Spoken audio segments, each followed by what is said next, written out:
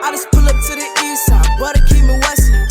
For starting something, but learn still you was testing. I could've got a degree, cause you a lesson. You ain't gon' make it in life with no aggression. I call my Mac 11, walk on my till grease. I pull up to my elementary, cause all my teachers who said I should never be a dreamer. Well, now I'm doing something and you not. Past to be a believer. They say more money, more checks create the problem.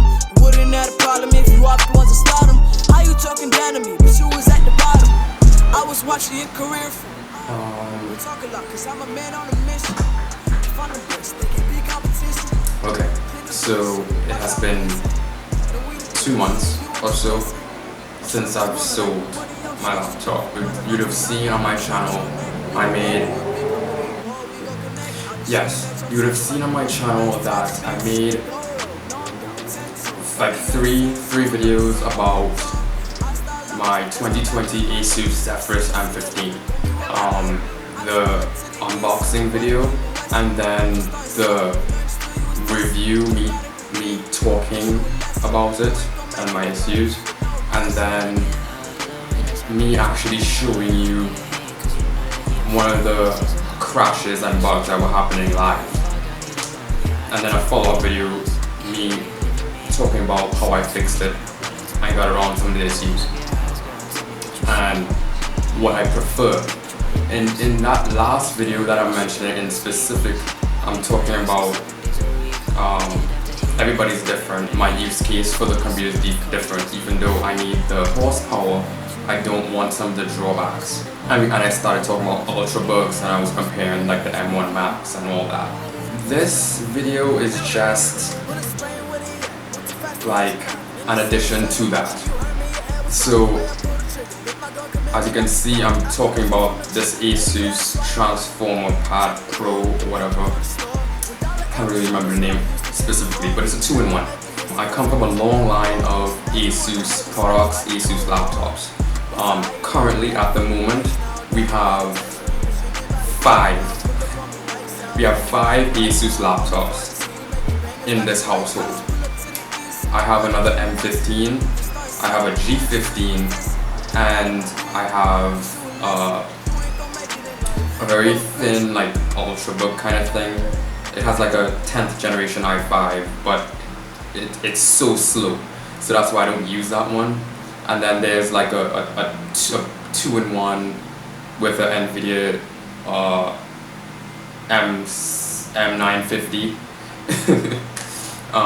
So it folds in half and all that kind of stuff. So yeah, I know my way around Asus products, and we have been using them for a while. I almost forgot. The laptop I used to use at the beginning of my year in university was an Asus as well. It was a chunky boy, but I used to use him. But that's besides the point. I'm talking about this Transformer book because I've been using this since I sold my laptop 2 months ago, and this is basically what I was referring to when I mentioned Ultrabook. I want the portability, the style of an Ultrabook, but the performance of a gaming notebook.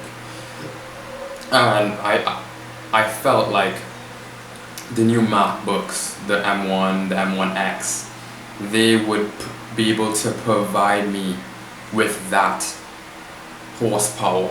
That's why I sold my laptop, and I'm currently waiting for the redesigned M1X equipped MacBooks Pros and stuff like that to come out later this year.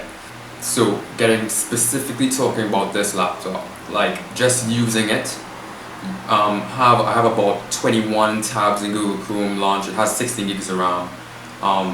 Just using it for regular stuff, it's fine.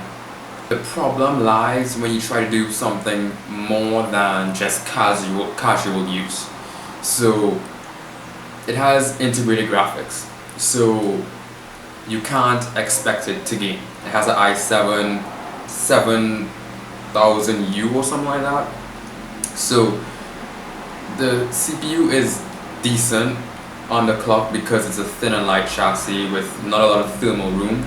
So you can't really expect it to play games, but you could play like older titles like Need for Speed Most Wanted First Edition and stuff like that.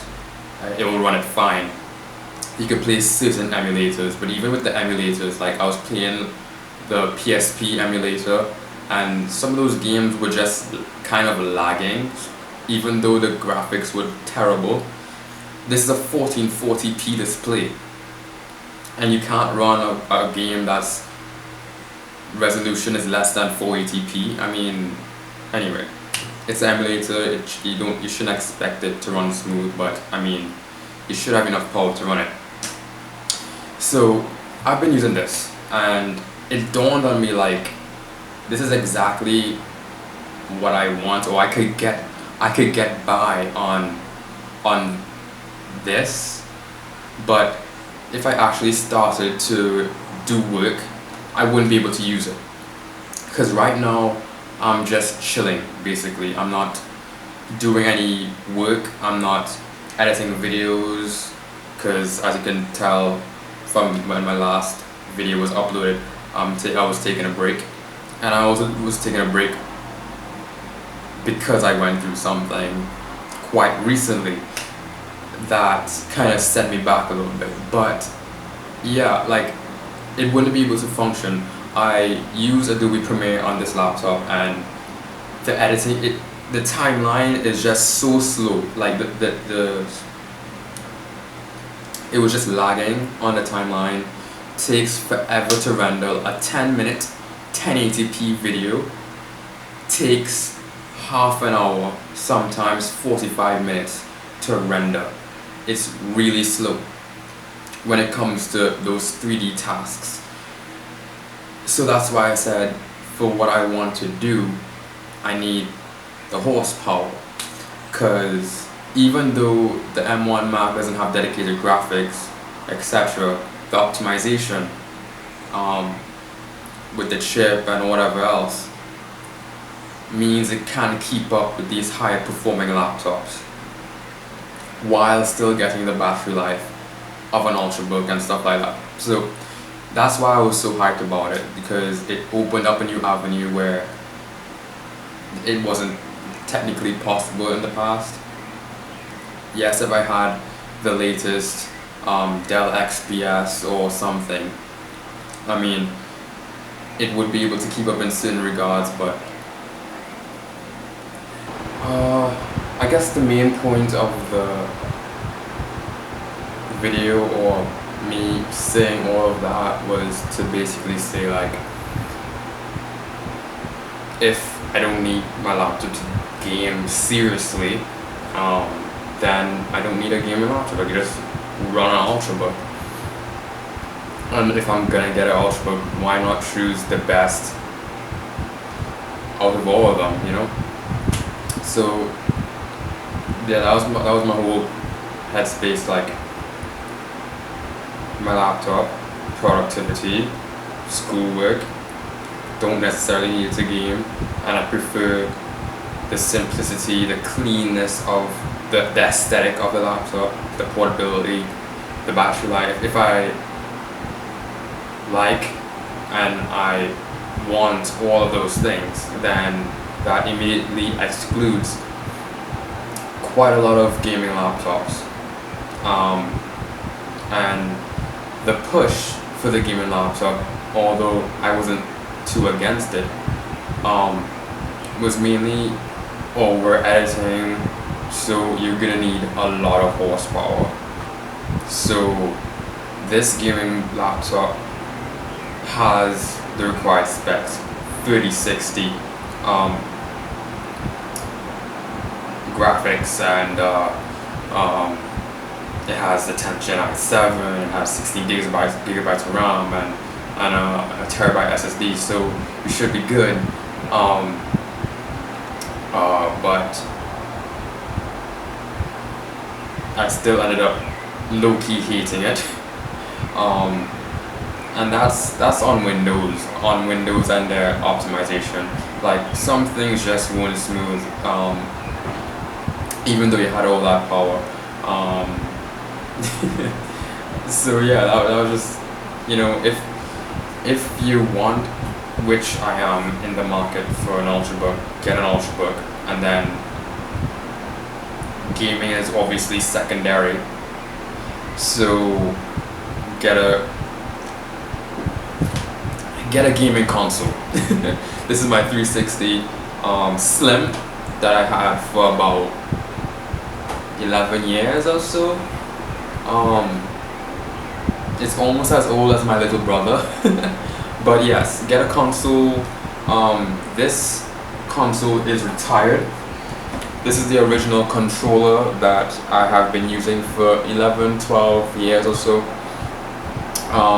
It has stopped working, so I retired it, and I should be looking to upgrade to a Series X or something when they come back in stock. So yes, get a console and be done with it. So you have your productivity machine and you have your gaming machine. That's my entire take on this whole topic of Ultrabooks and gaming laptops, and do you really need it? I mean, if you need a gaming laptop and you just want to have one device and spend money in one area, I mean, it makes sense for you, but there are certain compromises you have to make and you'll have to accept, because you just wanted one device to do everything.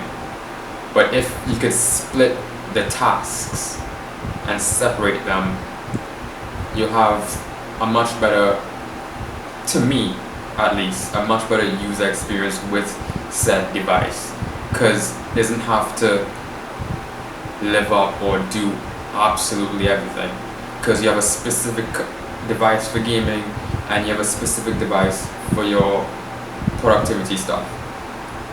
That's just my hot take.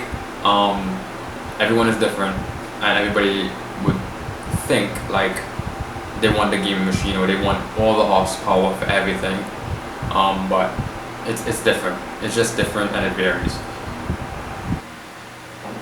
As I wanted to do certain things, but you know, this lockdown and quarantine, all that kind of thing is annoying. It really is. Like, it hasn't opened back up in our country yet, so it kind of sucks. Like, I've been just lying in my bed watching movies and stuff like that.